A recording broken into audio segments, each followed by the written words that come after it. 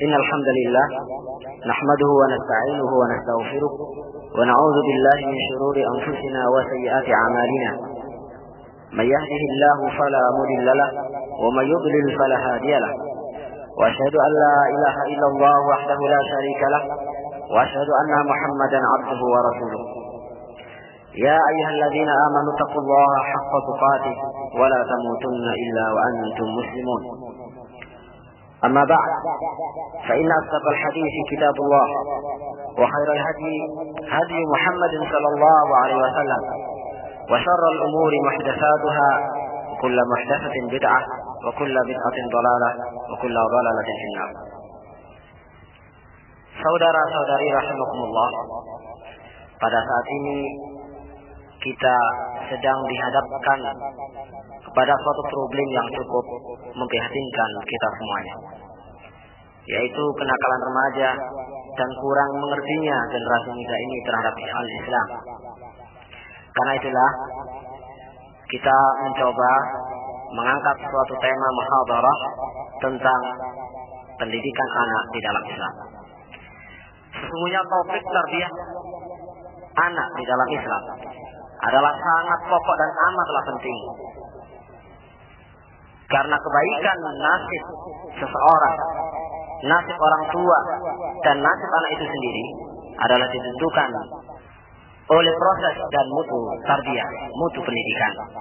Bahkan prospek dan nasib umat Islam, masyarakat Islam di masa mendatang juga tergantung kepada tarbiyah, pendidikan generasi muda atau generasi baru. Oleh karena itu Islam sangat peduli dalam masalah tarbiyah ini.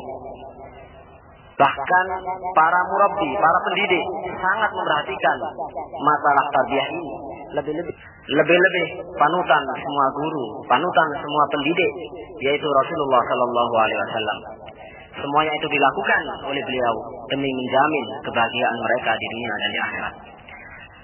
Karena itu kita mendapati bahwasanya Al-Quran, kitab suci yang abadi, telah menyebutkan berbagai macam kisah-kisah tarbawiyah, kisah-kisah yang mengandung nilai-nilai pendidikan yang sangat bermanfaat, seperti kisah Luqman Al-Hakim yang berwasiat kepada anaknya dengan wasiat-wasiat yang sangat berharga dan penting.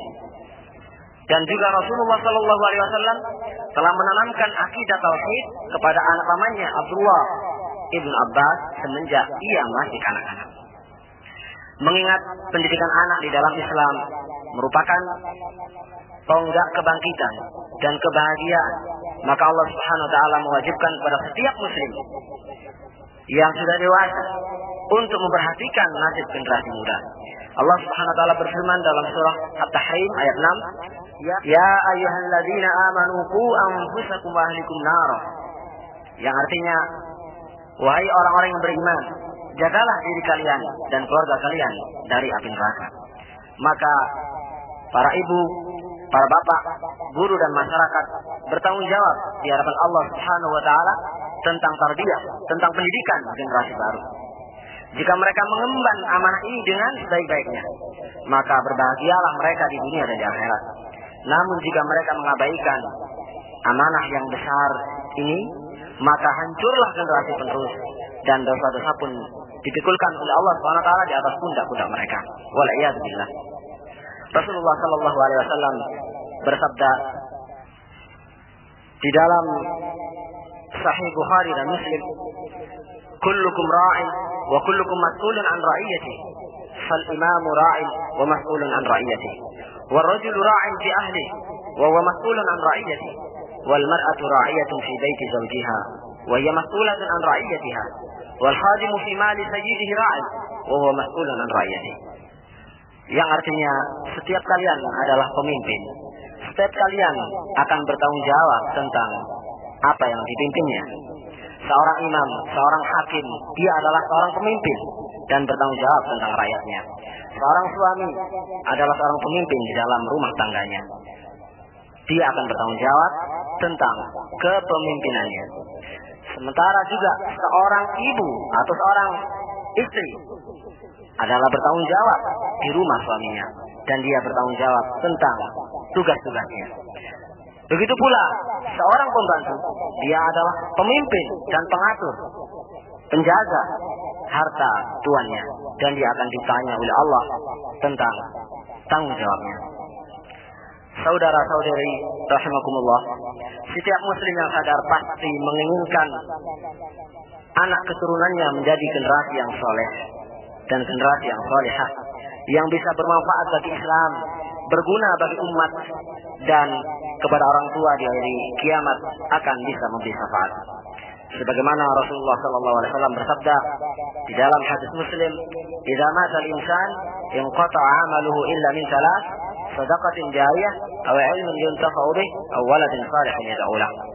Jika seorang manusia meninggal dunia, maka telah terputus pahala amalnya, kecuali dari 3 perkara: dari sedekah yang terus mengalir, dari ilmu yang dimanfaatkan setelah dia meninggal, atau seorang anak yang soleh yang selalu mendoakan kepadanya. Untuk itu, pada kesempatan ini saya akan menyampaikan kepada ikhwah, saudara-saudari yang berbahagia, yang budiman, dan juga kepada setiap orang tua, guru, dan murabbi, seorang pendidik, beberapa hal yang bisa membantu kita untuk mencetak dan membentuk generasi baru yang saleh sesuai dengan harapan Islam, sesuai dengan keinginan kita, dan sesuai dengan harapan setiap orang tua. Pertama, tujuan pendidikan anak dalam Islam. Banyak penulis dan peneliti membicarakan tentang tujuan pendidikan individu muslim. Mereka berbicara panjang lebar dan terinci dalam bidang ini, hal yang tentu bermanfaat dan banyak gunanya. Akan tetapi, kalau boleh kita simpulkan, maka tujuan pendidikan anak di dalam Islam hanyalah satu, yaitu menyiapkan individu untuk dapat beribadah kepada Allah Subhanahu wa taala, dan tak perlu dinyatakan lagi bahwa totalitas agama Islam tidak membatasi pengertian ibadah pada salat, saum, dan haji. Tetapi setiap karya yang dilakukan seorang muslim dengan niat untuk Allah semata merupakan ibadah. Saudara-saudari yang dirahmati oleh Allah Subhanahu wa taala, berikut ini adalah hal-hal yang langsung bisa kita terapkan. Beberapa metode untuk membentuk sebuah generasi baru yang saleh, yaitu kita mulai dari anak sebelum lahir. Anak yang kita harapkan lahir di dunia dalam keadaan saleh, ini harus kita perhatikan semenjak dia belum ada, semenjak dia belum lahir. Ya, kita mulai dari sini. Karena itu, alhamdulillah, masalah yang terpenting sebelum anak itu lahir yang harus diperhatikan adalah memilih pasangan yang soleh dan solehah. Kalau seorang muslim, maka dinyatakan oleh Rasulullah sallallahu alaihi wasallam, "Fadfar bidzatid dini taribat yadak." Dinasihati untuk mencari yang salehah. Yang mana terjemah hadis tersebut? Fadfar bidzatid din. Dapatkan wanita yang beragama. Kalau tidak, maka kamu niscaya akan hina. Hadis riwayat Imam Bukhari dan Imam Muslim. Begitu pula hendaknya seorang wanita muslimah, dia juga harus memilih dan mendahulukan laki-laki yang beragama Islam, yang saleh dan berakhlak yang mulia. Sebagaimana di dalam salah satu sabdanya Rasulullah SAW mengatakan kepada para wali, "Idza ja'akum man tardawna dinahu wa khuluquhu fazawwiju, illa taf'alu takun fitnatun fil ardi wa fasadun 'arid." Yang artinya, bila datang kepadamu orang yang kamu sukai agama dan akhlaknya, maka kawinkanlah. Jika tidak kamu lakukan hal itu, niscaya terjadi fitnah di muka bumi dan kerusakan yang besar. Hadis riwayat Imam At-Tirmidzi. Termasuk memperhatikan anak sebelum lahir adalah mengikuti tuntunan Rasulullah SAW dalam kehidupan berumah tangga.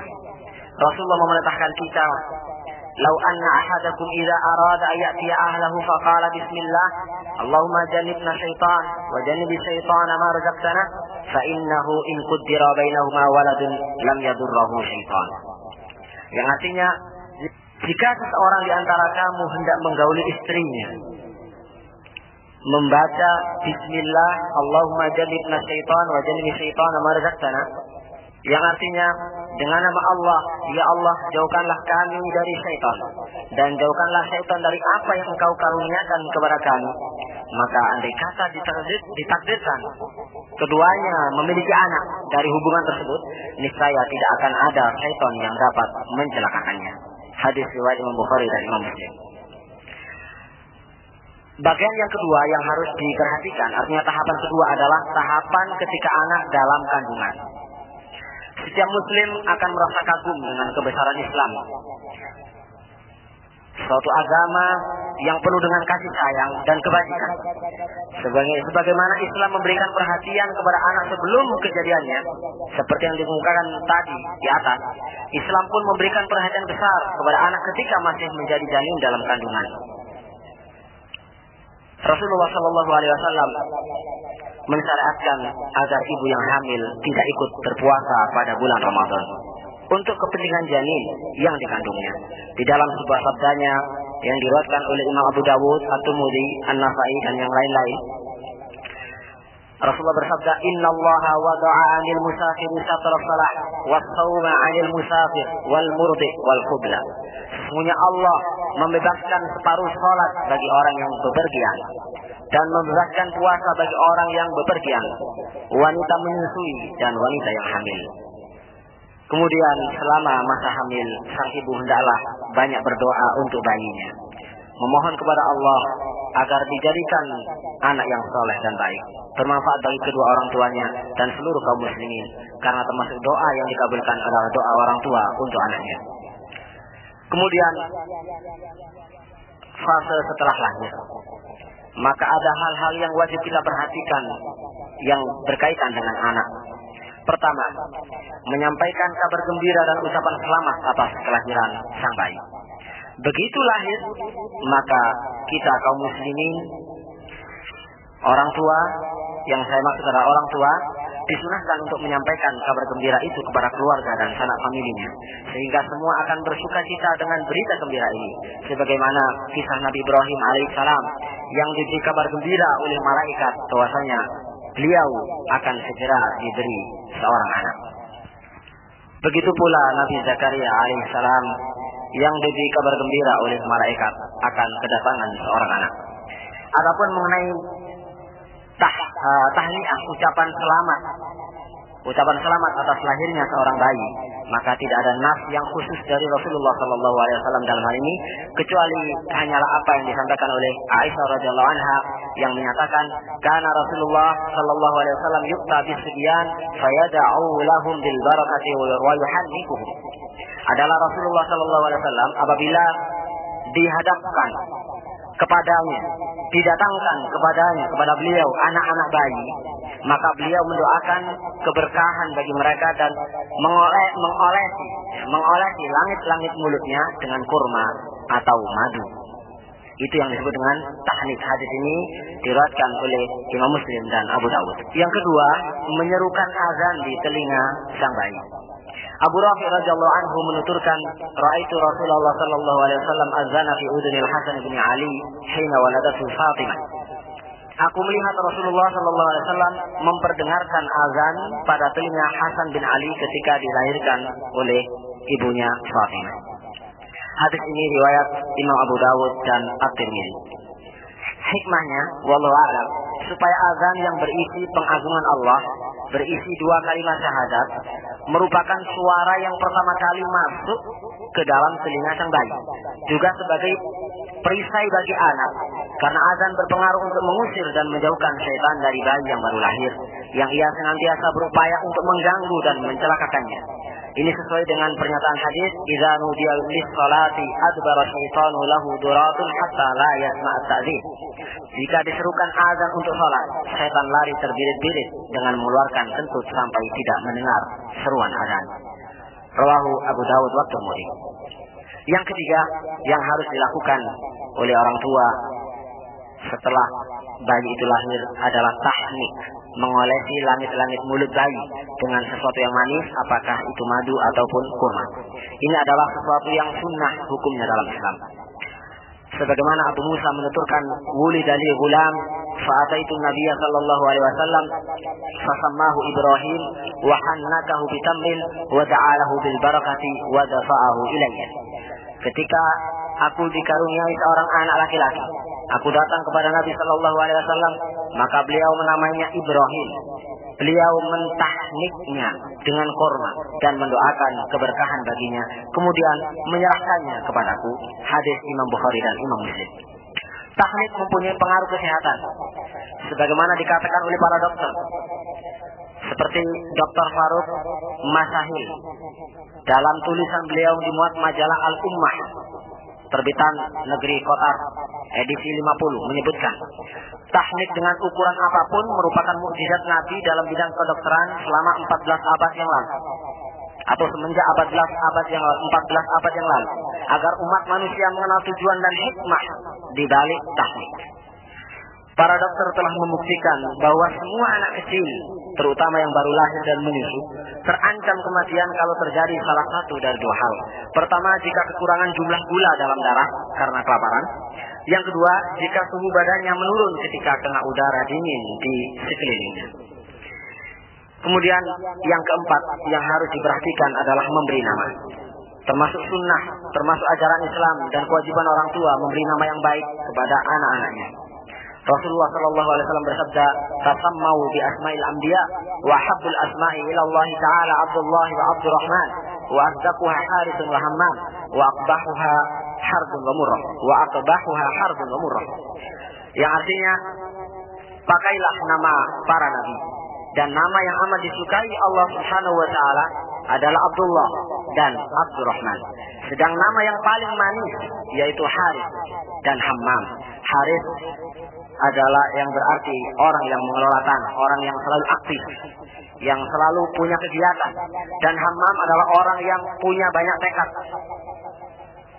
Sehingga dikatakan di dalam hadis adalah nama yang paling manis adalah Harith dan Hammam. Dan nama yang paling jelek adalah Harb yang berarti perang dan Murrah yang berarti pahit.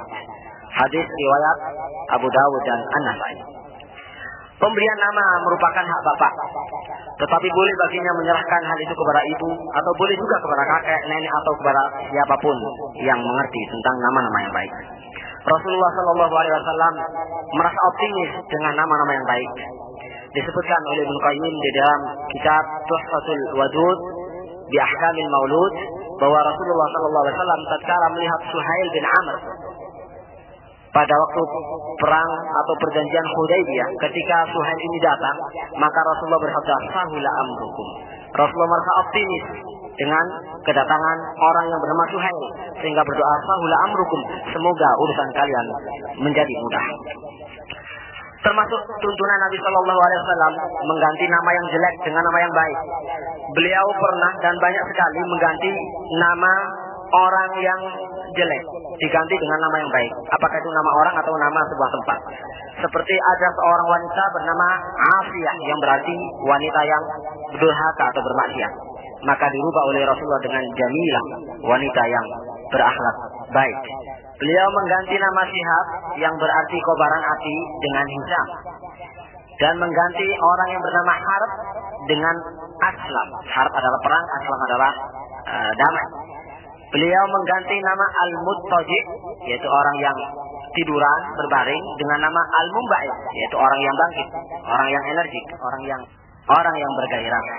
Demikian saudara-saudari yang dirahmati oleh Allah Subhanahu wa taala, begitu pentingnya nama di dalam Islam sehingga ada aturan khusus supaya umat Islam menggunakan nama-nama yang baik bagi anak-anaknya.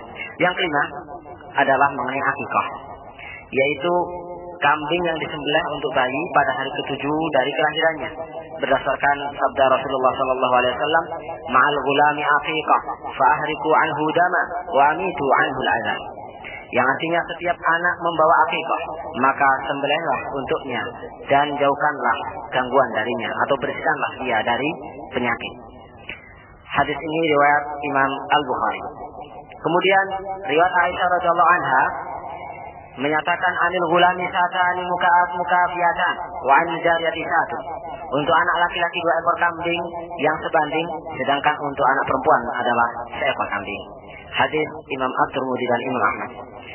Ma'asyiral muslimin, saudara-saudari rahimakumullah, akikah ini merupakan sunnah yang dianjurkan di dalam Islam dan sangat kuat perintahnya, sehingga para ulama ada atau sebagian ulama ada yang menganjurkan kalaupun nggak punya harus diadakan demi akikah seorang anak. Adapun waktu penyembelihannya, maka yang sunnah adalah ketika 7 hari dari kelahiran. Namun jika tidak mampu, maka boleh setelah 7 hari, apakah 14 atau mungkin 21. Kalau tidak mampu, maka sebagian ulama menyatakan boleh dilaksanakan kapan saja berdasarkan hadis anil gulami syatan, yaitu dari anak kecil. Selama dia masih dinamai gulam, yaitu belum balik, maka dibolehkan. Ini menurut sebagian pendapat al ulama, wallahu taala a'lam. Kemudian yang keenam, mencukur rambut bayi dan bersedekah perak seberat timbangan rambut tersebut. Hal ini juga merupakan suatu sunnah yang mengandung banyak faedah, antara lain mencukur rambut bayi dapat memperkuat kepala, membuka pori-pori di samping, memperkuat indera penglihatan, pendengaran, dan penciuman. Bersedekah perak seberat timbangan rambut bayi juga memiliki banyak faedah, sebagaimana dasar hukumnya diriwayatkan oleh Ja'far ibn Muhammad dari bapaknya. Beliau berkata, "Wazanat Fatimah radhiyallahu anha sya'ar al-Hasan wal Husain wa Zainab wa Umma Kulsum fatasaddaqat bi zinati dzalika fiddah."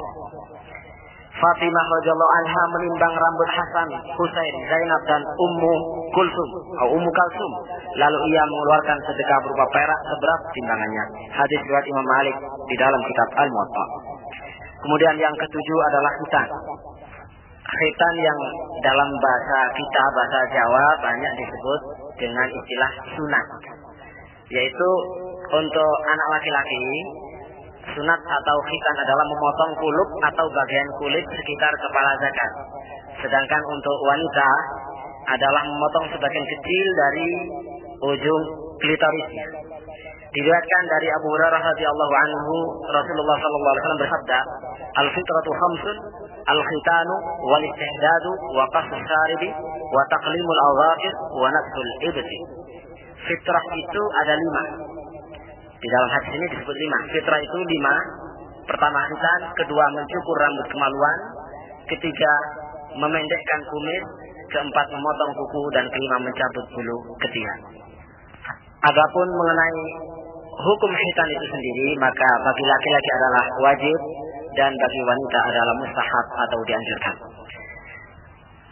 Saudara-saudari rahimakumullah, ada beberapa hal kesalahan yang sering terjadi pada saat menunggu kedatangan seorang bayi.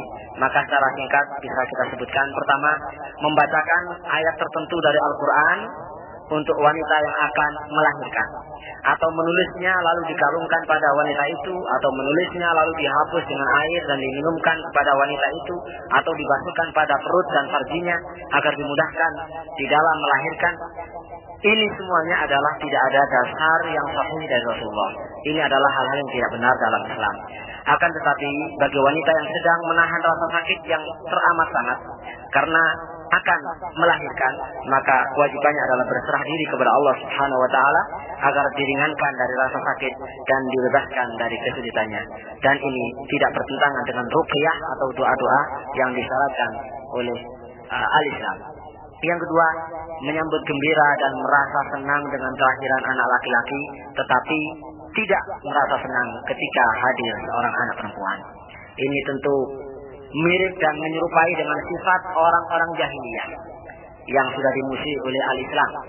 Bahwasanya diceritakan di dalam surah An-Nahl ayat 58 sampai 59, yaitu orang-orang jahiliyah itu apabila kedatangan anak laki-laki mereka berseri-seri. Akan tetapi kalau kedatangan atau dikaruniai oleh Allah dengan anak perempuan, maka mereka bermuka malam. Bahkan ada sebagian orang mungkin karena bodohnya bersikap berlebihan dalam masalah ini, dia memarahi istrinya karena tidak melahirkan kecuali anak perempuan. Atau mungkin pula dia menceraikan istrinya karena tidak pernah melahirkan anak laki-laki. Padahal kalau dia menggunakan akal yang sehat, semuanya itu berada di tangan Allah Subhanahu wa taala. Yakhluqu ma yasha'u, yahabu liman yasha'u inatha wa yahabu liman yasha'u dzukur. aw yuzawwijuhum dzukrana wa inatha wa yaj'alu man yasha'u aqima. Demikian firman Allah dalam surat Asy-Syura ayat 49 sampai 50 yang artinya dia Allah menciptakan apa yang dia kehendaki. Dia memberikan anak-anak perempuan kepada siapa yang dia kehendaki dan memberikan anak laki-laki kepada siapa yang dikehendaki. Atau dia menganugerahkan kedua jenis laki-laki dan perempuan kepada siapa yang dikehendakinya dan dia menjadikan mandul siapa yang dia kehendaki. Semoga Allah memberikan petunjuk kepada seluruh kaum muslimin sehingga tidak melaksanakan hal-hal yang bertentangan dengan ajaran Islam. Yang ketiga, menamai anak dengan nama yang tidak pantas. Misalnya nama yang bermakna jelek atau nama orang-orang yang menyimpang dari Islam seperti nama penyanyi, nama tokoh kafir. Ini adalah suatu kesalahan yang besar bagi umat Islam jika mengambil nama-nama mereka untuk nama-nama anaknya. Termasuk juga kesalahan yang berkaitan dengan pemberian nama, yaitu ditangguhkannya sampai setelah seminggu. Ini adalah anggapan yang tidak benar. Ya, kapan saja dia boleh dinamai, setelah lahir sehari 2 hari boleh dinamai. Yang keempat, tidak menyembelih akikah untuk anak, padahal dia mampu melakukannya. Akikah merupakan tuntunan Nabi Shallallahu Alaihi Wasallam yang sangat dianjurkan, dengan sangat kuat anjurannya. Dan mengikuti tuntunan beliau ini adalah sumber segala kebaikan. Kesalahan kelima, tidak menetapi jumlah bilangan yang sudah ditentukan untuk akikah. Sebagaimana tadi, anak laki-laki akikahnya 2 ekor kambing, anak perempuan 1 ekor kambing. Ada yang mengundang untuk acara akikah semua kenalannya dengan menyembelih 20 ekor kambing misalnya. Ini adalah suatu hal yang berlebihan, yang tidak disyaratkan dalam Islam. Atau menyembelih hanya 1 ekor kambing untuk anak laki-laki padahal dia mampu. Ini tentu menyalahi syariat Islam. Kecuali kalau tidak mampu maka tidak mengapa hanya 1 ekor kambing. Sementara kesalahan yang terakhir, yang 6 yang bisa kita sebutkan, yaitu menunda khitan sampai setelah akil baligh. Ini adalah tradisi orang-orang terdahulu yang terjadi pada beberapa suku. Seorang anak dikhitan sebelum kawin dengan cara yang biadab di hadapan orang banyak. Ini adalah hal yang tidak terpuji, maka yang baik adalah ketika baru lahir atau selama dia belum akil baligh. Termasuk kesalahan lain adalah acara yang dikenal oleh masyarakat Jawa dengan istilah tingkepan, yang maknanya itu selamatan atau kenduri yang dilakukan ketika bayi berumur 7 bulan dengan tujuan menyelamati si bayi atau supaya bayi selamat. Dengan rangkaian acara umpamanya membaca surat tertentu, surat Yusuf, dengan niatan supaya anaknya kalau laki-laki lahir menjadi ganteng, kalau perempuan dibacakan surat Maryam supaya cantik dan seterusnya. Ini adalah acara-acara yang tidak disyariatkan di dalam Islam, bukan termasuk bagian dari agama Islam. Yang mana Rasulullah Shallallahu Alaihi Wasallam ketika istrinya hamil juga tidak pernah melaksanakan acara tersebut, dan para sahabat Rasulullah radhiyallahu anhum ketika istri-istri mereka hamil dan ketika berumur 7 bulan kehamilannya, tidak ada satupun di antara mereka yang melaksanakan acara-acara tersebut. Begitu pula di saat bayi lahir, yang biasa kita lihat kesalahan di masyarakat sekitar kita adalah menanam ari-ari bayi yang sebelum ditanam diberi bumbu, entah dengan niat apa supaya anaknya manis dan seterusnya, lalu diberi lampu di malam hari dengan tujuan untuk menerangi si bayi supaya dia menjadi anak yang pandai dan seterusnya. Kemudian di pojok rumah dipasang umpamanya daun pandan yang berduri dengan tujuan untuk menolak bala. Itu semuanya adalah ajaran-ajaran atau cara-cara yang tidak pernah diajarkan oleh Islam, yang berarti bukan bagian dari agama Islam. Karena itu, saudara-saudari rahimakumullah, maka hendaklah kita berusaha untuk selalu istiqomah menetapi ajaran la ilaha illallah Muhammadur Rasulullah. Apa yang bagian dari Islam marilah kita laksanakan, dan acara-acara yang bukan aturan Islam maka janganlah kita melaksanakannya. Harus kita hindari sebisa mungkin, dan ini semuanya mudah-mudahan mendorong kita semuanya semakin giat di dalam menimba dan menggali ilmu-ilmu sunnah yang telah diwariskan oleh Rasulullah SAW. Belum lagi kalau kita tambahkan mengenai kesalahan-kesalahan yang dilakukan ketika mengadakan akikah. Memang akikahnya adalah benar, tetapi kadang-kadang tata cara melaksanakan akikah banyak disertai dengan acara-acara yang tidak ada tuntunannya di dalam sunnah Rasulullah SAW. Semoga kita selalu dijadikan istiqomah di atas Islam dan sunnah. Amin. Kemudian kita lanjutkan dengan perhatian orang tua terhadap anak ketika berumur 1 sampai 6 tahun. Artinya pada usia 6 tahun pertama. Di mana periode ini adalah merupakan periode yang sangat cukup menentukan dalam kehidupan anak. Periode yang amat kritis dan paling penting. Periode yang mempunyai pengaruh yang sangat mendalam dalam pembentukan pribadi anak. Apapun yang terekam dalam benak anak pada periode ini nanti akan tampak pengaruh-pengaruhnya dengan nyata pada kepribadiannya di masa akan datang atau di masa dewasa. Karena itulah para pendidik, orang tua, bapak dan ibu perlu memberikan banyak perhatian pada pendidikan anak dalam periode ini. Di antaranya pertama, yaitu memberikan kasih sayang yang cukup yang diperlukan oleh anak dari pihak kedua orang tuanya, terutama ibu. Ini penting sekali agar anak ini belajar mencintai orang lain. Jika anak ini tidak pernah merasakan kasih sayang cukup dari orang tua, maka dia akan tumbuh dengan hanya mencintai dirinya sendiri dan akan membenci orang lain atau tidak akan menyayangi orang lain. Jadi seorang ibu yang muslimah, seorang muslimah yang sejati harus menyadari bahwa tidak ada suatu apapun yang mesti menghalanginya untuk memberikan kepada anak-anaknya kebutuhan alamiah berupa kasih sayang dan perlindungannya. Dia akan merusak seluruh eksistensi anak jika tidak memberikan haknya dalam perasaan-perasaan anak yang telah dikaruniakan oleh Allah Subhanahu wa taala dengan rahmat dan hikmahnya dalam diri ibu yang memancar dengan sendirinya untuk memenuhi kebutuhan anak.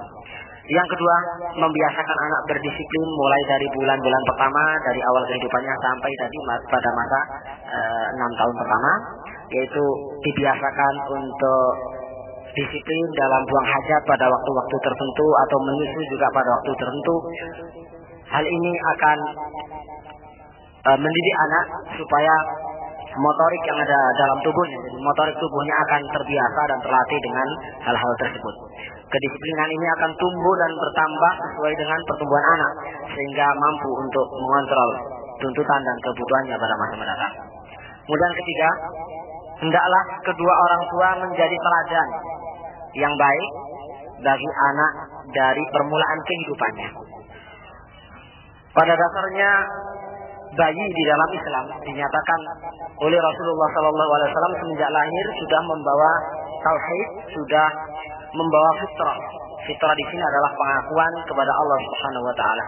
Sebagaimana dinyatakan dalam hadis Bukhari, kullu mauludin yuladu 'ala fitrah, fa abawahu yahwidanihi aw yunassirani aw yumajjisani kama sa'il bahimati tuntijul bahimata hal tara fiha jad'an.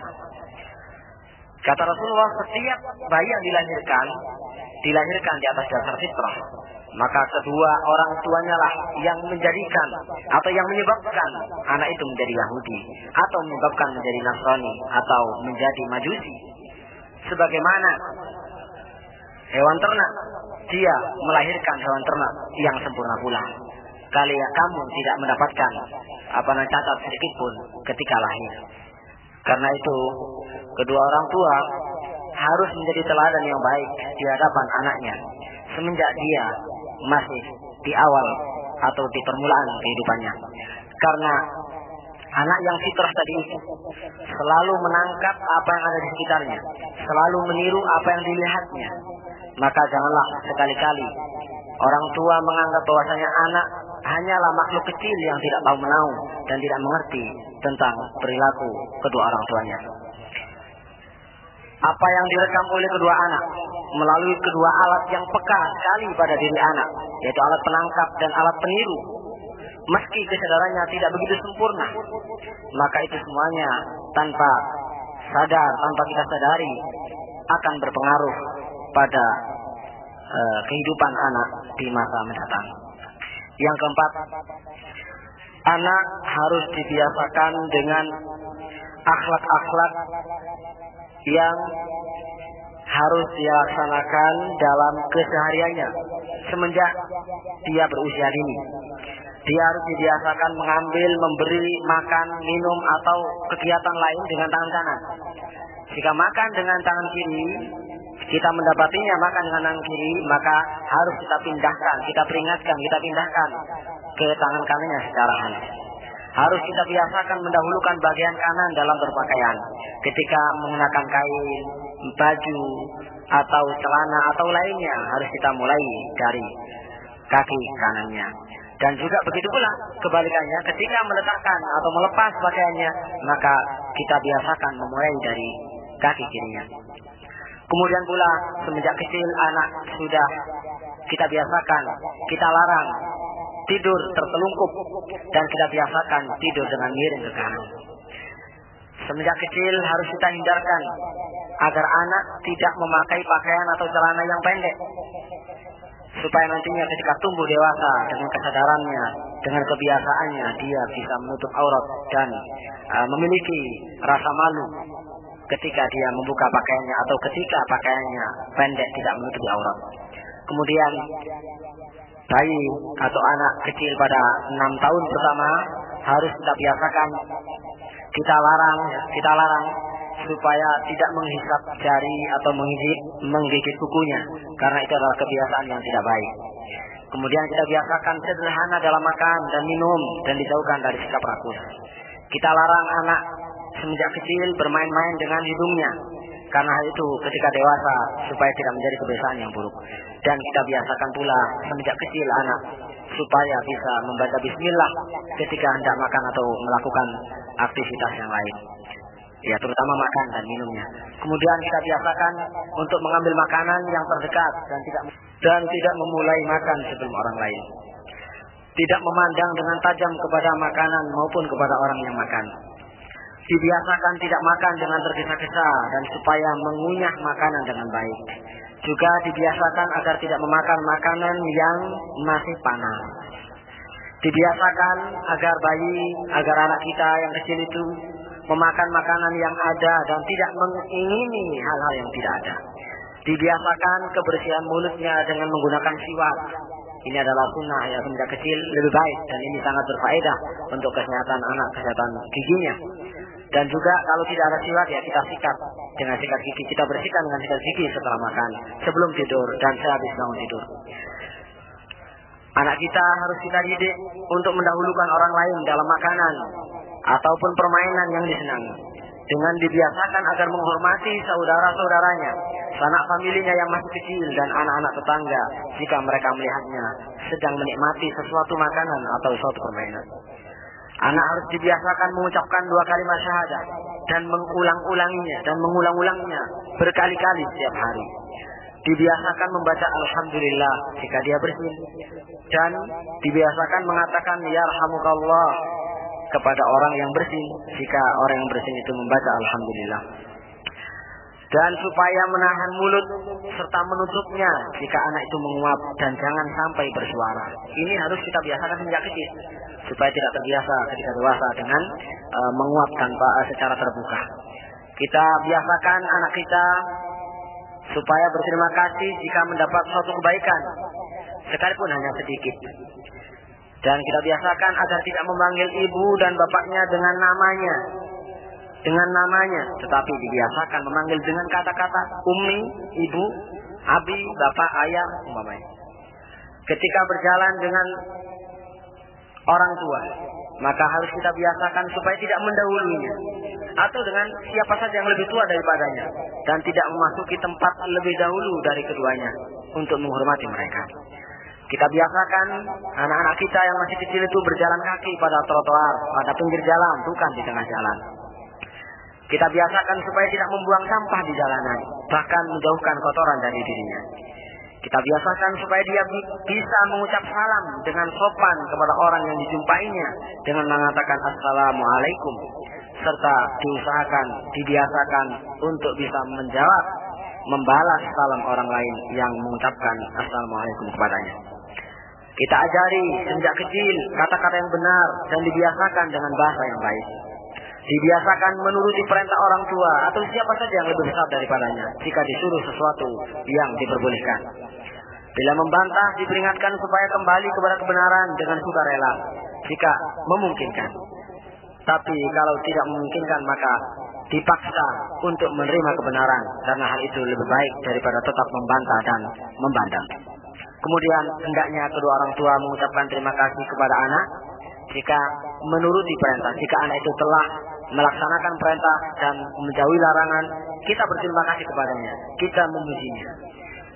Bisa juga sekali-kali memberikan hadiah yang disenangi berupa makanan, mainan, atau kita ajak jalan-jalan. Dan kita hendaklah tidak melarang bermain selama masih aman, seperti bermain dengan pasir dan permainan diperbolehkan, sekalipun menyebabkan bajunya kotor. Karena permainan pada periode ini penting sekali untuk pembentukan jasmani dan akal anak.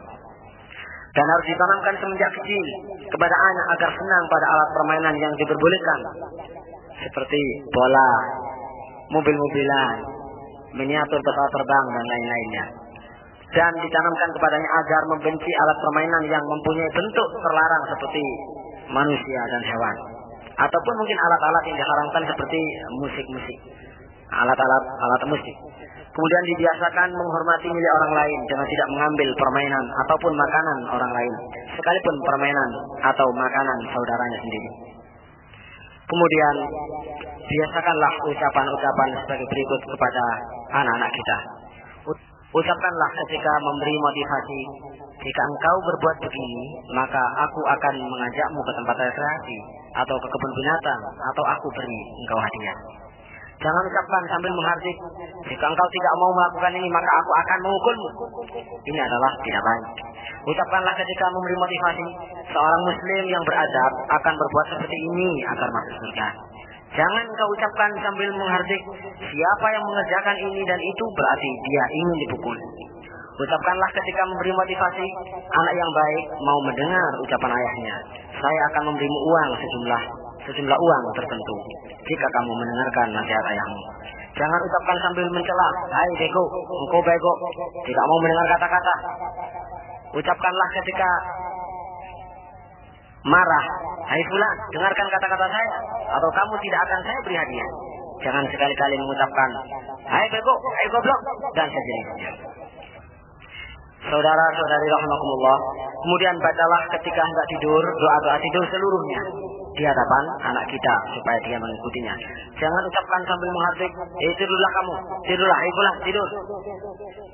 Kemudian ucapkanlah ketika ia sedang menangis sambil memberikan hal yang menyenangkan untuknya, diamlah, akan saya berikan hadiah kepadamu.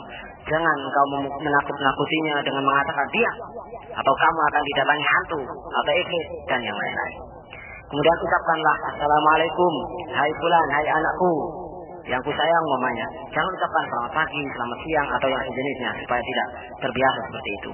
Supaya sejak kecil sudah terbiasa dengan salam Islam. Kemudian ucapkanlah untuk agar dia membersihkan pakaiannya, tempat tidurnya, bersihkan kamarmu, pakaianmu dan tanganmu. Sesungguhnya Allah Subhanahu wa taala itu indah dan menyukai keindahan. Jangan ucapkan bersihkan ini dan itu. Hai kamu jorok. Itu semuanya adalah akan menyakitkan hati si anak dan akan melukainya serta berdampak yang negatif pada perkembangan jiwa anak. Kemudian ucapkanlah ketika anak Anda mencela anak orang lain, jagalah mulutmu atau maafkanlah saudaramu. Jangan kau ucapkan, hai kurang ajar, atau Anda katakan kepada yang dicelanya, balaslah sebagaimana ia mencelamu. Akan tetapi ajarkanlah kepadanya untuk mengucapkan, semoga Allah Subhanahu wa taala memaafkanmu agar ia mendapatkan kebaikan. Ucapkanlah ketika ia menyakiti anak lain, kemarilah dan memintalah maaf kepadanya. Jangan ucapkan untuk anak Anda, anak tidak tahu adab atau yang sejenisnya. Saudara-saudariku rahimakumullah, kiranya demikian untuk hal-hal yang perlu kita perhatikan pada anak usia 6 tahun pertama. Saudara-saudari rahimakumullah yang dimuliakan oleh Allah Subhanahu wa taala. Pada masalah sekarang, pada tahapan ini, maka orang tua dan murabbi, para pendidik, harus mencurahkan perhatian kepada anak setelah 6 tahun pertama. Berarti seorang anak adalah memasuki babak baru. Babak baru ini bisa kita katakan sebuah periode di mana anak lebih mengerti dan lebih semangat untuk belajar. Dan lebih bisa memperoleh keterampilan-keterampilan. Karena itu ia bisa diarahkan secara langsung. Oleh sebab itu, masa ini termasuk masa yang paling penting dalam pendidikan dan pengarahan anak. Nah, makanya pada bab ini, mari kita bicarakan hal-hal yang sangat penting, aspek-aspek yang terpenting untuk kita perhatikan pada anak didik kita. Di antaranya adalah pertama, mengenalkan Allah dengan cara yang sederhana. Kewajiban masing-masing murabbi, orang tua dan guru, para pendidik pada periode ini harus mengenalkan anak tentang Allah Azza wa Jalla dengan cara yang sesuai dengan pengertian dan tingkat pemikirannya. Kita mengajarkan kepada anak didik kita bahwasanya Allah itu wahid, Allahu wahid, Allah adalah Esa, Allah adalah satu, tidak ada sekutu baginya. Kita ajarkan bahwasanya Allah, dialah pencipta segala sesuatu, pencipta langit, pencipta bumi, manusia, hewan, pohon-pohonan, sungai dan lain-lain. Pokoknya pendidik harus bisa kreatif, harus bisa menggunakan kesempatan atau situasi tertentu untuk bertanya kepada anak. Misalkan ketika berjalan-jalan di taman, atau di pinggir sungai, atau di padang rumput dan seterusnya, kita bertanya kepada anak, siapakah pencipta air ini? Siapa pencipta sungai, pencipta bumi ini, pepohonan ini dan lain-lainnya, untuk menggugah perhatiannya kepada keagungan Allah Subhanahu wa taala. Lebih dari itu, kita tanamkan cinta kepada Allah dengan menunjukkan kepada anak nikmat-nikmat yang telah dikaruniakan oleh Allah untuknya dan untuk keluarganya, bahkan untuk semua makhluk-makhluk. Kalau pertama tadi mungkin hanya kita kenalkan siapa penciptanya, tetapi sekarang kita tanamkan nilai cinta kepada Allah. Yaitu kita katakan, kita tanyakan, siapa yang memberimu pendengaran, penglihatan dan akal? Kalau semuanya jawabannya Allah, bukankah Allah adalah Maha Kasih Sayang kepada kita? Siapakah yang memberimu kekuatan dan kemampuan untuk bergerak? Siapakah yang memberi rezeki dan makanan untukmu dan untuk keluargamu? Ya, kalau makan, siapa yang memberi ini? Ya, kita katakan ini semuanya berasal dari Allah Subhanahu wa taala. Berarti Allah sayang kepada kita, maka kita pun harus sayang kepada Allah Subhanahu wa taala. Metode ini, metode kita tanamkan kasih sayang dengan mengenalkan nikmat Allah. Ini adalah telah banyak disebutkan dalam Al-Quran, dalam banyak ayatnya. Allah Subhanahu wa taala umpamanya berfirman, "Alam tarau annallaha sakhkhara lakum ma fis samawati wa ma fil ardh wa asbagha 'alaikum ni'amahu zahiratan wa batinah." Tidakkah kamu perhatikan sesungguhnya Allah telah menundukkan untuk kepentinganmu, apa yang di langit dan apa yang di bumi, dan menyempurnakan untukmu nikmatnya lahir dan batin. Surah Al-Luqman ayat 20. Kemudian di ayat lain Allah berfirman menyentuh kita dengan nikmat-nikmat yang telah diberikan kepada kita supaya kita kembali ingat kepada Allah. Ya ayuhan nas, uzkuru ni'matallahi 'alaikum, hal min khaliqin ghairullah yarzuqukum minas samai wal ardh. Wahai manusia, ingatlah akan nikmat Allah kepadamu. Adakah pencipta selain Allah yang dapat memberikan rezeki kepada kamu dari langit dan bumi? Surah Fatir ayat 3. Begitu pula dalam surah Qasas ayat 73, Allah Subhanahu wa taala berfirman, "Wa min rahmatihi ja'ala lakumul laila wan nahara litaskunu fihi wa litabtaghu min fadlihi wa la'allakum tashkurun." Dan karena rahmatnya, Dia jadikan untukmu malam dan siang, supaya kamu beristirahat pada malam itu, dan supaya kamu mencari sebagian dari karunia-Nya pada siang hari, dan agar kamu bersyukur kepada-Nya. Saudara-saudari yang dirahmati Allah Subhanahu wa taala, intinya yang pertama ini harus kita tanamkan pendidikan tauhid kepada anak. Kita tanamkan tauhid. Kita mulai dengan tauhid rububiyah sampai dengan tauhid uluhiyah. Sebagai contoh, Rasulullah sallallahu alaihi wasallam adalah seorang pendidik yang paling utama, seorang teladan utama dalam tarbiyah, dalam mendidik anak. Pernah mendidik putra pamannya Abdullah bin Abbas, namanya Abdullah. Suatu hari Abdullah ini dibonceng oleh Rasulullah, atau ada di belakang Rasulullah sallallahu alaihi wasallam, lalu Rasulullah mengajarkan kepadanya Tauhid. Mengajar kepadanya tauhid dan berbagai macam ajaran, pesan, wasiat yang mengarahkan penanaman tauhid yang kokoh dan yang mulia. Rasulullah SAW berkata kepada Ibn Abbas, "Ya gulam, hai bocah." Ya, karena waktu itu Ibn Abbas masih gulam, masih bocah, belum balik ya, sekitar kalau umur 10 tahun. "Ya gulam, hai bocah, inni u'allimuka kalimat." Sesungguhnya aku akan mengajari kamu beberapa kalimat. Ihfazillah yahfazka. Jagalah Allah, pasti Dia akan menjaga kamu. Anak kecil sudah dididik demikian oleh Rasul. Ihfazillah, jagalah Allah. Kerjakan perintah-perintah Allah. Jauhilah larangan-larangan Allah. Pasti Allah akan menjagamu di dunia dan di akhirat. Ihfazillah tajidhu tujah. Jagalah ajaran-ajaran Allah. Jagalah hak-hak Allah. Pasti kamu akan mendapatkan Allah ada di hadapan kamu. Allah menolong kamu. Idza sa'alta fas'alillah, kata Rasulullah. Hai bocah, kalau kamu ingin berdoa, ingin memohon sesuatu, fas'alillah, mohonlah kepada Allah. Wa idza sta'anta fasta'in billah. Kalau kamu ingin minta tolonglah kepada Allah. Jadi anak kecil sudah dididik untuk beriltizam, untuk menetapi ajaran Allah supaya bisa mendapatkan pertolongan Allah Subhanahu wa taala, dan juga dididik tentang tauhid, doa, tauhid isti'anah, tidak berdoa kecuali kepada Allah dan tidak minta al-aun, bantuan kecuali kepada Allah. Kemudian Rasulullah mengajarkan mendidik akidah tentang takdir, keimanan kepada takdir, kepada ketentuan segala nasib manusia sebelum manusia itu dijadikan. Yang mana kata Rasulullah, "Ya gulam, wahai bocah, wa'lam annal ummata law ijtama'at ala an yanfa'uka bi syai' lam yanfa'uka illa bi syai'in qad katabahu Allahu lak, wa in istama'u ala yadurruka bi syai' lam yadurruka illa bi syai'in qad katabahu Allahu 'alaik." Ketahuilah bahwasanya seandainya umat manusia bersekongkol, bersatu padu untuk memberimu manfaat dengan sesuatu manfaat, maka mereka tidak akan mampu, tidak akan berhasil memberi manfaat kepada kamu kecuali sekadar atau kecuali dengan sesuatu yang memang sudah ditulis oleh Allah untuk kamu.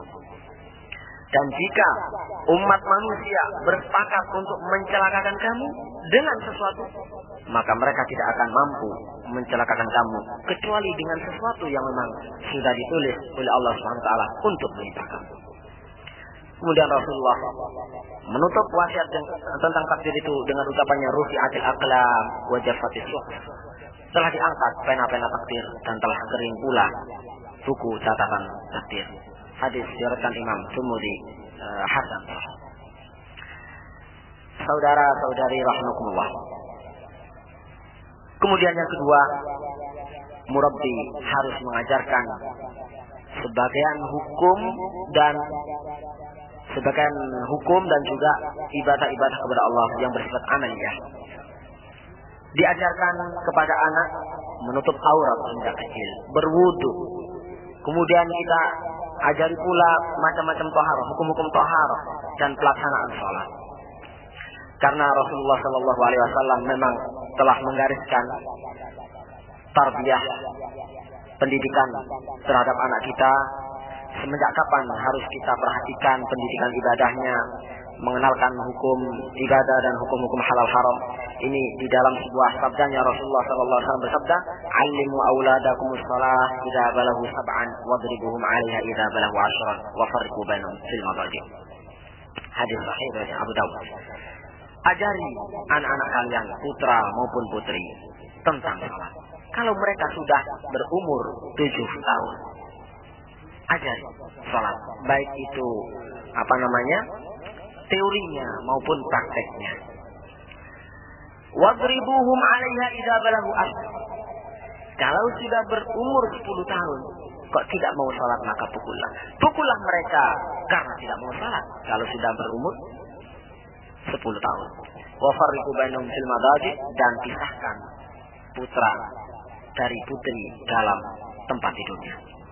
At-ta'lim yang diperintah oleh Rasul, "Allimu auladakum." ajari anak hukum wudu, hukum sholat. Dengan cara praktek kita sholat di hadapan anak-anak dengan benar. Kemudian kita ajak dia tuntun ke masjid. Lalu kita beri motivasi-motivasi supaya mau membaca buku atau kitab yang memuat tata cara sholat. Supaya dalam satu keluarga itu semuanya mengerti sholat dan melaksanakan sholat sehingga menjadi uswah muslimah yang benar-benar keluarga muslim. Dan siapa di antara murabbi, guru maupun orang tua khususnya yang tidak mengemban amanah ini, kewajiban ini di dalam mentarbiyah anak mengenai ibadah, mengenai hukum-hukum, apalagi yang pertama mengenai tauhid, maka akan ditanya oleh Allah Subhanahu wa taala dan akan mendapatkan siksanya. Kemudian begitu pula kita dorong anak-anak ini, kita biasakan anak-anak ini untuk ikut sholat Jumat, untuk ikut sholat berjamaah di masjid di belakang barisan kaum laki-laki dewasa. Kita dekati anak-anak dengan cara menasihati, dengan cara menyayangi, tidak menghasik mereka dan tidak membiarkan mereka. Kalau itu yang kita lakukan, kita keras kepada mereka. Dengan keras itu akibatnya kemudian mereka meninggalkan sholat, malah sholat, maka kita akhirnya menjadi berdosa. Kemudian di samping sholat tentunya yang sudah harus kita tanamkan kepada anak ketika umur 7 tahun, kita biasakan, kita kenalkan puasa. Semenjak 7 tahun supaya terbiasa ketika balik. Dan kita kenalkan hukum-hukum halal dan haram. Bahwasanya dusta itu haram, adu domba haram, mencuri haram, kemudian begitu pula tentang merokok, itu sudah harus kita tanamkan keharamannya sejak anak itu kecil.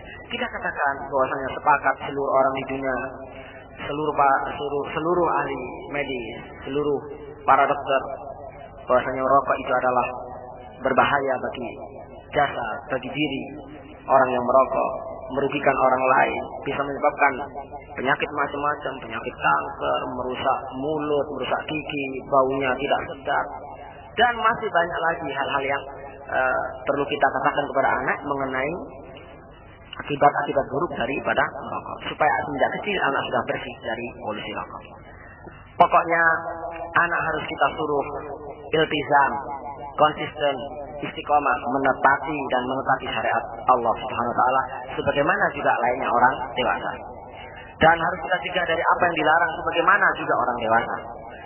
Sehingga anak akan tumbuh demikian dan menjadi terbiasa. Karena itu bila sejak kecil anak dibiasakan dengan sesuatu, maka kalau sudah dewasa pasti akan menjadi kebiasaannya. Agar diupayakan pula pengajaran ilmu pengetahuan kepada anak semenjak kecil. Sebagaimana kata Sufyan Ats-Tsauri, seorang bapak harus menanamkan ilmu pada anaknya karena dia adalah penanggung jawabnya. Kemudian yang ketiga, murabbi, para pendidik, orang tua harus mengajarkan Al-Quran kepada anaknya. Al-Quran adalah jalan yang lurus yang tak mengandung suatu kebatilan apapun, yang menjadi sumber kebahagiaan umat manusia, umat Islam. Maka harus menjadi perhatian khusus. Anak harus dibiasakan, diajari Al-Quran sejak kecil, membaca dengan benar, kemudian diupayakan semaksimal mungkin agar bisa menghafal Al-Quran. Kalau orang tua tidak mampu melaksanakannya, maka orang tua harus berusaha untuk memasukkan putra-putrinya pada salah satu sekolah tahfidzul Quran atau halaqatul Quran, halaqat tahfidzul Quran. Diriwayatkan dari Abu Dawud dari Muaz bin Anas bahwa Nabi sallallahu alaihi wasallam bersabda, "Man qara'a al-Qur'ana wa 'amila bima fihi albasallahu walidayhi tajan yaumal qiyamati bau'uhu ahsanu min dau'i syamsi fi buyuti dunya. Fama dhannukum billazi 'amila bihadza?" Yang artinya barang siapa membaca Al-Quran dan mengamalkan kandungan isinya, niscaya Allah pada hari kiamat mengenakan kepada kedua orang tuanya sebuah mahkota yang cahayanya lebih indah daripada cahaya matahari di rumah-rumah dunia. Maka apa pendapatmu tentang orang yang mengamalkan hal ini? Ada sebuah kisah, salah satu contoh kisah yang sangat indah yang kita dapatkan dari perjalanan ulama salaf terdahulu yang menggambarkan betapa perhatiannya para ulama salaf untuk mendidik anaknya, mendidik tahfidzul Quran semenjak kecil.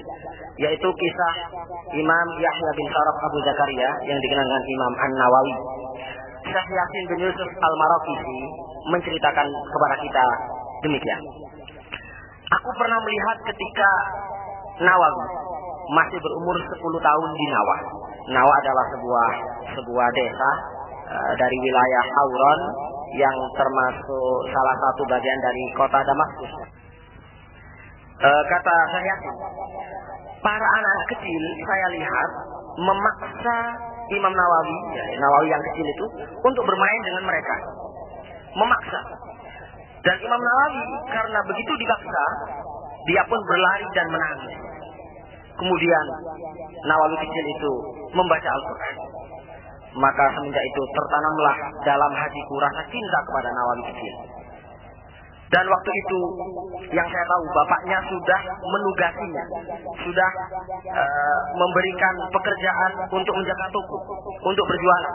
Tetapi yang saya kesibukannya menjaga toko ternyata tidak menyibukkan dirinya, tidak melelehkan dirinya dari membaca Al-Quran.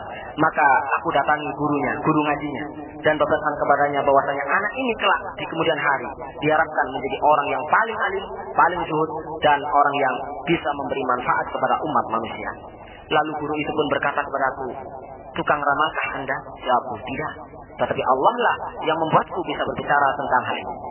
Kemudian sang guru itu menceritakan kepada orang tua Nawawi ini, sehingga bapaknya memperhatikan benar-benar terhadap anaknya itu yang sehubungan dengan pendidikan Al-Qur'annya, sehingga sebelum menginjak dewasa, sebelum akhir balik, Imam Nawawi sudah hafal Al-Qur'an.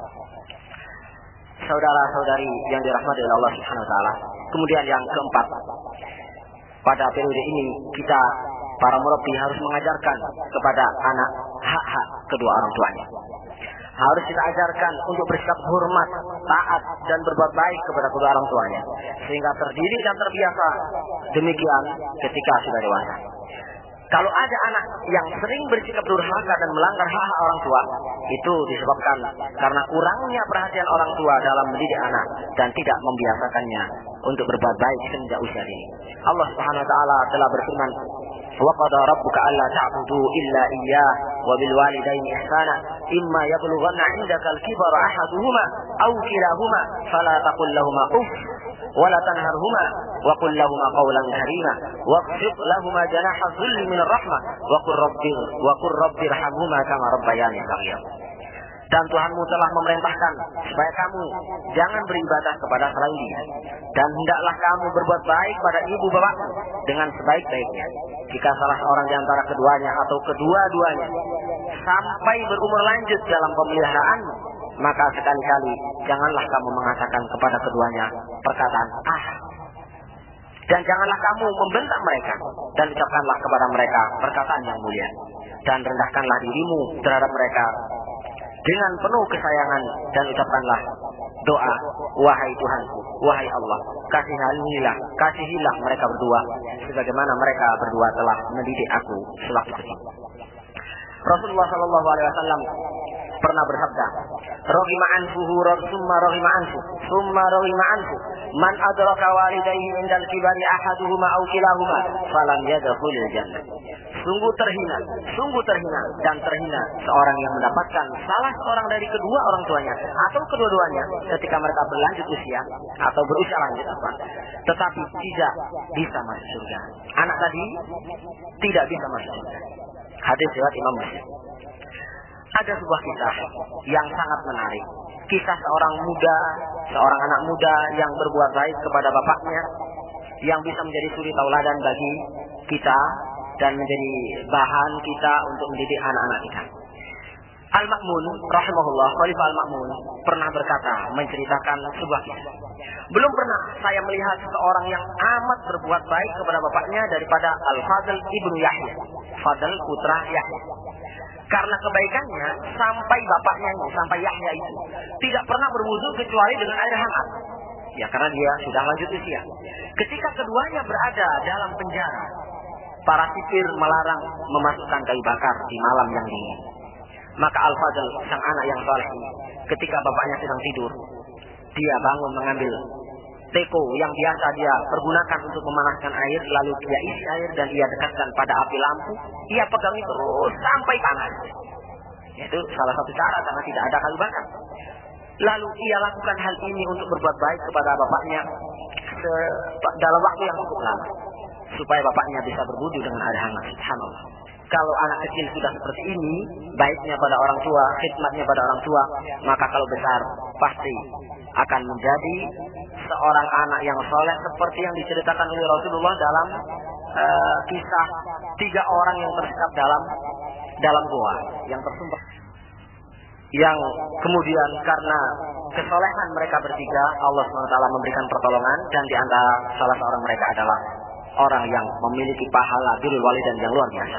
Kemudian yang kelima, kewajiban para pendidik mengenalkan kepada anak tokoh-tokoh teladan dalam Islam, tokoh-tokoh yang agung dalam Islam. Tentu saja tokoh teladan kita yang paling utama adalah Rasulullah SAW, kemudian para sahabatnya yang mulia radhiyallahu anhum, dan para pengikutnya yang setia rahimahumullah, yang merupakan contoh-contoh terindah dalam segala aspek kehidupan. Maka harus kita kenalkan kepada anak tentang mereka. Kita ajarkan sejarah dan kisah mereka supaya meneladani perbuatan agung mereka seperti keberanian, keprajuritan, kejujuran, kesabaran, kemuliaan, keteguhan, dan segala nilai-nilai kebaikan, akhlak-akhlak yang mulia semuanya ada pada mereka. Seperti umpamanya kalau kita ingin menanamkan agar anak berakhlak baik dalam muamalah, maka cukup kita ceritakan kisah-kisah Rasulullah. Umpamanya di antaranya pernah Rasulullah itu dicegat oleh seorang Yahudi. Orang Yahudi yang menuntut hutangnya karena Rasulullah pernah pinjam uang kepada orang Yahudi. Diriwayatkan bahwasanya ada seorang Yahudi yang meminjamkan uang kepada Rasulullah SAW, lalu hendak menagih utangnya sebelum habis masanya. Maka dicegatlah Rasulullah di tengah jalan di kota Madinah. Seraya berkata, sungguh kalian, wahai anak keturunan Abdul Muttalib, adalah orang-orang yang suka molor atau mengulur atau menangguhkan bayar hutang. Maka melihat perlakuan yang kasar itu dan yang tidak beradab, Sayyidina Umar sempat marah dan berkata, izinkan aku wahai Rasul untuk memenggal leher orang ini. Tapi Rasulullah bersabda berkata kepada Umar, aku dan kawanku ini sangat tidak menginginkan hal itu. Suruhlah dia berperkara dengan baik, dan suruhlah aku menyelesaikan perkara dengan baik. Kemudian Rasulullah menoleh kepada orang Yahudi dan berkata, wahai Yahudi, piutangmu akan dibayarkan besok atau esok hari. Kemudian kalau kita ingin menanamkan keberanian kepada anak, bisa kita angkat sebuah kisah, umpamanya Mu'adz ibnu Amir, salah seorang sahabat kecil. Dia berkata, pada waktu perang Badar, kujadikan Abu Jahal sebagai sasaran utama. Jadi memang Mu'adz bin Jabal ini tidak melihat kecuali hanya kepada Abu Jahal, karena itu adalah sasaran utamanya. Begitu ada kesempatan, aku serang dia dan kupukul sehingga terpotong separuh betis kakinya. Namun di waktu yang tidak aku duga, anaknya yang bernama Ikrimah bin Abu Jahal. Ikrimah ketika itu masih kafir, belum masuk Islam. Ikrimah ternyata memukul pada lenganku hingga terputus sebagian lengan, dan masih tertempel, tentunya masih menempel pada kulit dengan kulit pada sisiku. Namun peperangan membuatku tak peduli dengannya, karena aku ketika itu berperang sepanjang hari sambil menyeret tanganku di belakang. Setelah terasa sakit karenanya, kuletakkan kakiku di atas tangan yang sudah yang sudah tinggal separuh itu, lalu kutarik hingga terputus. Subhanallah. Radhiyallahu anhu Mu'adz bin Amr wa an sahabati ajma'in.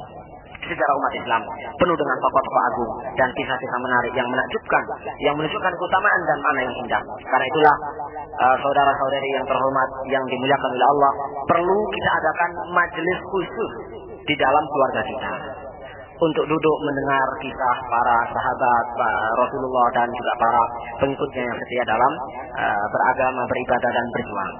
Dan inilah sesuatu yang sangat kurang kita laksanakan. Entah karena kita tidak mengetahui sejarah mereka, atau mungkin kita tidak mengetahui pentingnya masalah atau kisah-kisah semacam ini.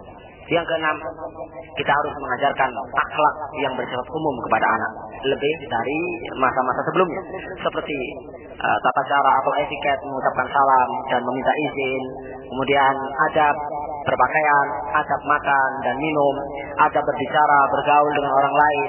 Juga kita ajarkan bagaimana bergaul dengan kedua orang tua, sanak famili yang tua, kolega orang tua, guru-gurunya, kawan-kawannya dan teman sepermainannya. Kita ajarkan pula bagaimana cara mengatur kamarnya sendiri, menjaga kebersihan rumah, menyusun alat permainannya, bagaimana bermain tanpa mengganggu orang lain, kemudian bagaimana cara bertingkah di masjid, di sekolah, dan seterusnya. Yang ketujuh, murabbi harus mengembangkan rasa percaya diri, menanamkan dan mengembangkan rasa percaya diri serta tanggung jawab dalam diri anak. Anak-anak sekarang adalah pemimpin hari esok. Karena itu harus dipersiapkan dan dilatih mengemban tanggung jawab dan tugas sehingga nantinya bisa melaksanakan tugas kepemimpinan dengan baik.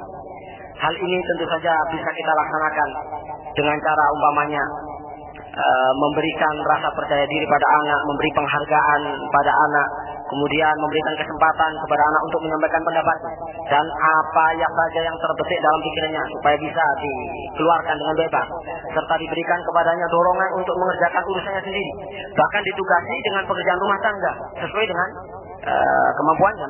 Misalkan disuruh membeli sesuatu keperluan rumah tangga dari warung terdekat, warung sebelah, anak perempuan diberi tugas mencuci piring dan gelas atau hal-hal lain yang memang layak untuk putri-putri kita.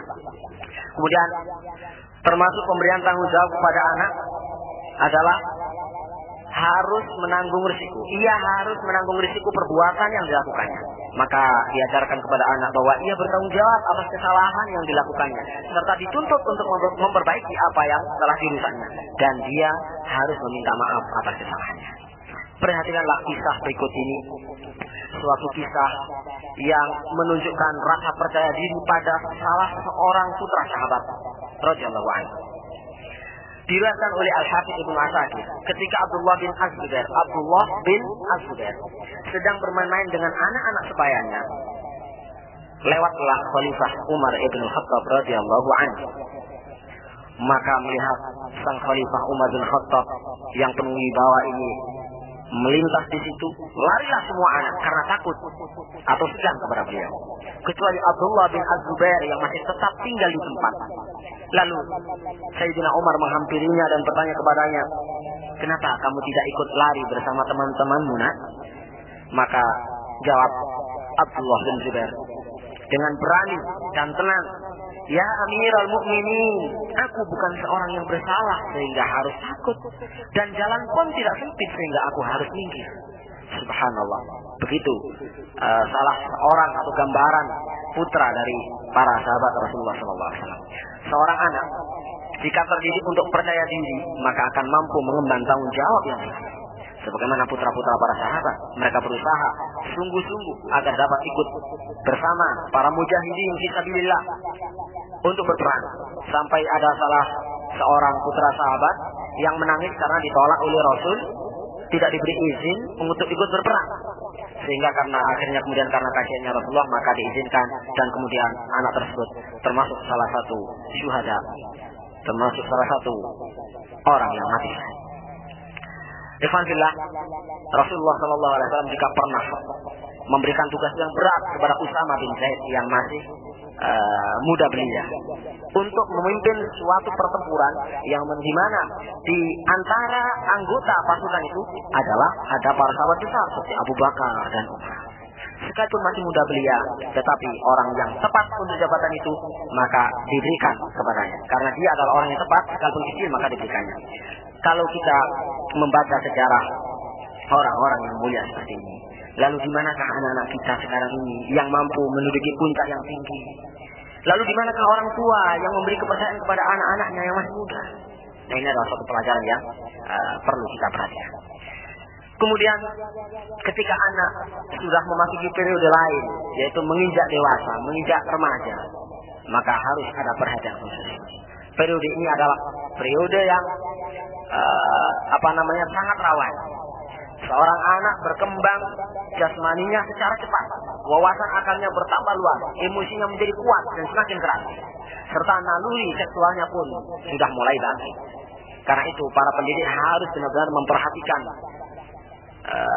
perkembangan atau pendidikan anak pada periode ini, diantaranya supaya mendidik anak atau anak dididik supaya merasa dewasa, putra maupun putri, supaya merasa dewasa. Lalu dididik supaya orang tua harus bersikap dan memperlakukan anak-anak tadi itu sebagai orang dewasa, bukan sebagai anak kecil lagi. Kemudian juga anak harus diajarkan hukum-hukum akil baligh dan diceritakan kepadanya kisah-kisah yang dapat mengembangkan dalam dirinya sikap takwa dan menjauhkan diri dari hal yang haram. Juga diberikan dorongan untuk ikut serta melaksanakan tugas-tugas rumah tangga seperti melakukan pekerjaan yang membuatnya merasa bahwa dia sudah besar. Dan murabbi harus berupaya mengawasi anak dan menyibukkan waktunya dengan kegiatan yang bermanfaat serta mencarikan teman yang baik. Saudara-saudari yang dirahmati oleh Allah Subhanahu wa taala, berikut ini adalah beberapa kesalahan yang kerap kali dilakukan oleh orang tua atau oleh pendidik. Jadi yang saya maksudkan pendidik adalah orang tua maupun guru. Di antaranya adalah ucapan pendidik yang tidak sesuai dengan perbuatan. Ini merupakan kesalahan yang paling fatal.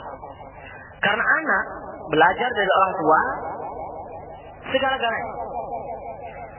Anak juga belajar secara teori, secara ilmu dari orang tua. Tetapi kalau ternyata perbuatan orang tua bertentangan dengan ajarannya, ini adalah sesuatu yang fatal. Berarti orang tua telah meruntuhkan bangunan yang selama ini telah dia bangun.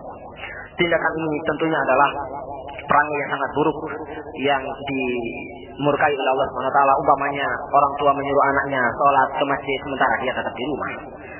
Menyuruh anaknya supaya membaca Quran di rumah sementara dia tidak membaca Al-Quran. Ini semuanya adalah mempengaruhi keberhasilan tarbiyah. Tarbiyah akan menjadi gagal. Makanya Allah Subhanahu wa taala berfirman, "Ya ayyuhalladzina amanu, lima taquluna ma la taf'alun? Kabura maqtan 'inda Allah an taqulu ma la taf'alun." Wahai orang-orang beriman, mengapa kamu mengatakan apa yang tidak kamu perbuat? Amat besar kebencian di sisi Allah bahwa kamu mengatakan apa-apa yang tidak kamu kerjakan. As-Saff ayat 2-3. Bagaimana anak akan belajar kejujuran kalau ternyata orang tuanya berdusta? Perbuatannya berdusta sekalipun lesannya mengatakan dan menganjurkan supaya jujur. Bagaimana anak akan belajar sifat amanah sementara ia melihat bapaknya menipu? Bagaimana anak akan belajar akhlak baik bila orang tuanya, bila orang-orang di sekitarnya yang setiap hari dia hidup di tengah-tengahnya suka mengejek, berkata jelek dan berakhlak buruk? Sungguh tidak akan bisa berhasil.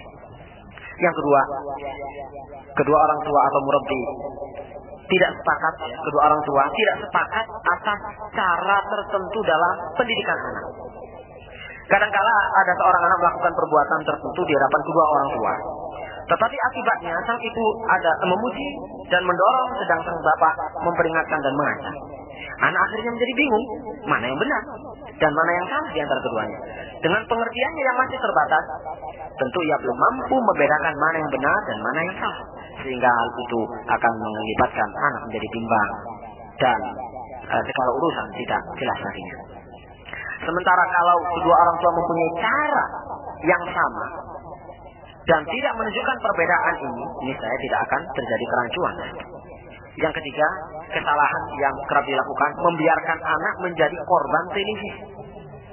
Media massa mempunyai pengaruh yang sangat besar sekali dalam perilaku dan perbuatan anak. Dan media yang paling berbahaya adalah televisi. Karena hampir tidak ada rumah yang tidak mempunyai televisi. Sementara televisi ini pengaruhnya luar biasa, begitu luas terhadap anak kecil maupun orang dewasa, terhadap orang-orang yang berpengetahuan maupun yang tidak berpengetahuan.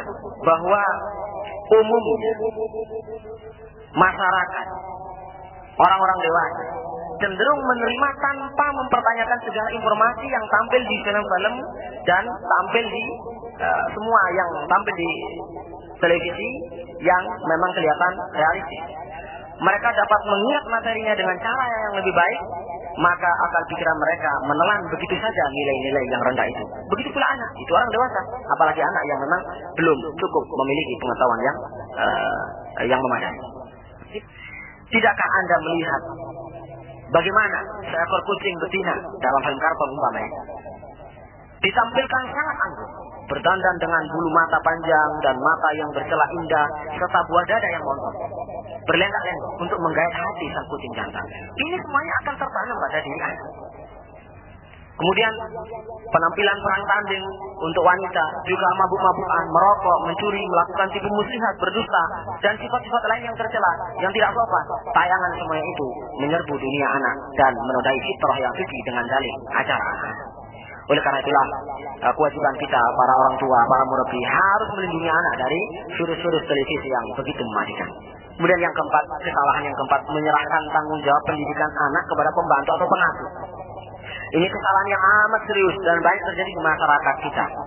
Ini adalah fenomena karena kesibukan ibu dari peran utamanya, melalaikan peran utamanya, merawat rumah dan anak-anak dengan hal-hal yang tentunya tak kalah penting dari pendidikan anak.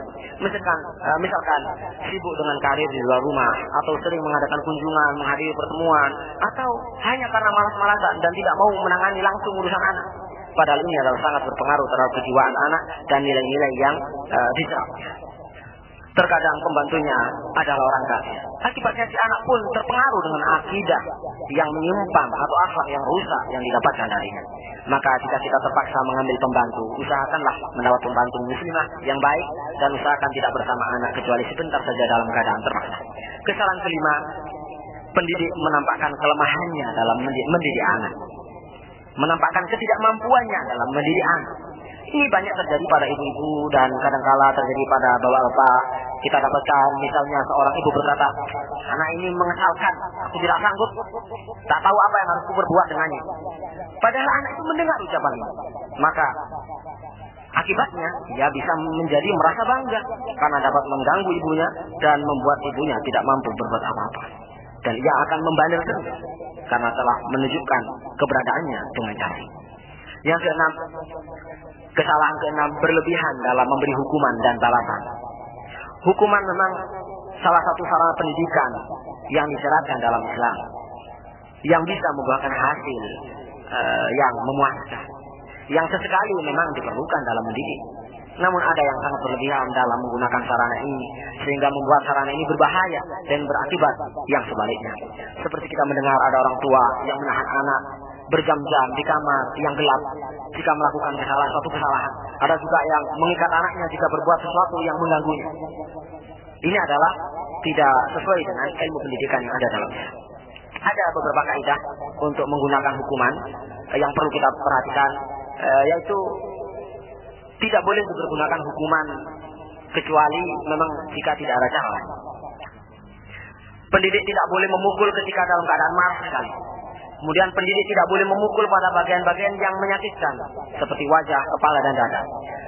Dan pukulan pada tahap-tahap hukuman yang pertama tidak boleh keras. Jadi harus bertahap. Tidak boleh pindah kepada yang keras selama yang ringan masih berlaku. Kemudian tidak boleh dipukul anak yang berumur di bawah 10 tahun. Ini harus kita perhatikan. Kadang orang tua keterlaluan, jengkel anaknya menangis, tidak bisa berhenti, dipukul pada anak kecil. Atau mungkin ngompol di tempat yang tidak boleh ngompol, lalu dia pukul sampai halal. Nah, ini adalah harus kita jaga emosi kita sebagai orang tua, kita sayangi anak itu. Termasuk cara mendidiknya harus kita mengikuti kaidah-kaidah yang ada dalam Islam yang benar. Kemudian jika anak menginjak usia dewasa dan pendidik berpendapat bahwa 10 kali pukulan tidak cukup membuat cerah anak, maka pendidik boleh menambahnya. Jadi boleh sampai 10 kali. Kalau masih kecil, dia masih umur 10 tahun, maka tidak boleh lebih dari 10 kali. Cukuplah mungkin 1, 2, sampai 3 pukulan. Yang ketujuh, kesalahan yang sering terjadi, berusaha mengekang anak secara berlebihan. Anak dikekang, tidak diberi kesempatan bermain, bercanda, dan bergerak. Ini bertentangan dengan tabiat anak dan bisa membahayakan kesehatannya karena permainan penting bagi pertumbuhan anak dengan baik. Yang kedelapan, yaitu kesalahan yang terjadi mendidik anak tidak percaya diri dan merendahkan pribadinya. Sayangnya hal ini sering terjadi di kalangan bapak-bapak. Padahal ini berpengaruh jelek terhadap masa depan anak-anaknya. Seperti yang sudah kita ceritakan tadi, bahwasanya percaya diri itu harus kita tanamkan sejak kecil. Ada kisah ini terakhir yang perlu kita simak. Hisam bin Abdul Malik, pada masa pemerintahannya terjadi kekeringan di daerah Badui.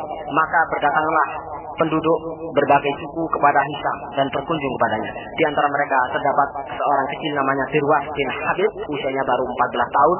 Mereka pun bertahan di situ, tetap tidak beranjak sampai membuat Hisam ketakutan. Lalu Hisam berkata kepada penjaganya, siapapun dibiarkan menghadap kepadaku, bahkan hingga anak-anak. Ya, karena dia mungkin kok anak kecil kok menghadap. Maka Dirwas menyadari bahwa yang dimaksud adalah dirinya. Dia berkata, ya Amirul Mukminin, sungguh kunjunganku tidak bermaksud merendahkan baginda sedikit pun, tetapi untuk memberikan kehormatan bagiku. Dan orang-orang ini datang untuk suatu keperluan yang membuat mereka bertahan karenanya. Ucapan adalah mengungkapkan, ucapan adalah pengungkapan, dan diam adalah penyembunyian. Ucapan tidak dapat dikenal kecuali dengan diungkapkan. Merasa kagum dengan ucapannya, lalu Hisam berkata, bagus, ungkapkanlah apa yang kamu mau. Kemudian Dirwas berkata, ya Amirul Mukminin, kami telah ditimpa 3 kali pasti. Pertama, mencarikan lemak. Kedua, memakan daging. Dan ketiga, mengeluarkan sumsum tulang. Sedang di tangan baginda ada kelebihan harta kekayaan.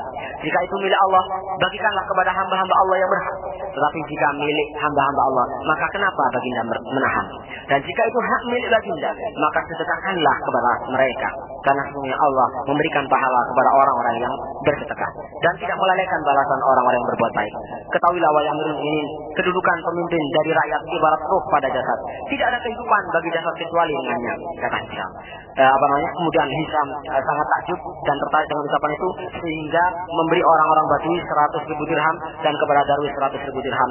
Lalu Darwis mengatakan, ya Amirul Mukminin, berikanlah sejumlah uang ini kepada orang-orang yang Baduiku, karena aku tak mau jika pemberian yang telah diberikan Amirul Mukminin tidak dapat memenuhi hajat mereka. Kemudian Hisam berkata, mengapa kamu tidak menyebutkan hajat pribadimu? Maka Dirwas menjawab, aku tidak punya hajat selain hajat semua kaum muslimin. Saudara-saudari rahimakumullah, demikian tadi beberapa hal, konsep atau metode pendidikan anak yang baik menurut Islam yang bisa kita simpulkan bahwa nasib generasi muda, nasib putra-putri kita adalah bergantung kepada tanggung jawab orang tua, para pendidik dan masyarakat. Bergantung kepada pendidikan agama semenjak dini kepada mereka, generasi muda. Karena itulah mari kita sebagai orang tua, sebagai pendidik sangat memerhatikan sesuai dengan apa yang telah diajarkan oleh Islam. Dan yang terakhir paling penting adalah selalu mendoakan putra-putri kita untuk kebaikannya di dunia dan di akhirat. Paling tidak kita sering berdoa, Rabbana hab lana min azwajina wa dzurriyyatina qurrata a'yun waj'alna lil muttaqina imama. Akhirnya terima kasih dan semoga bermanfaat serta mohon maaf. Kita doa dengan kafar majelis. Subhanakallahumma rabbana wa bihamdika asyhadu an la ilaha illa anta astaghfiruka wa atubu ilaik. Walhamdulillahirabbil alamin. Wassalamualaikum warahmatullahi wabarakatuh.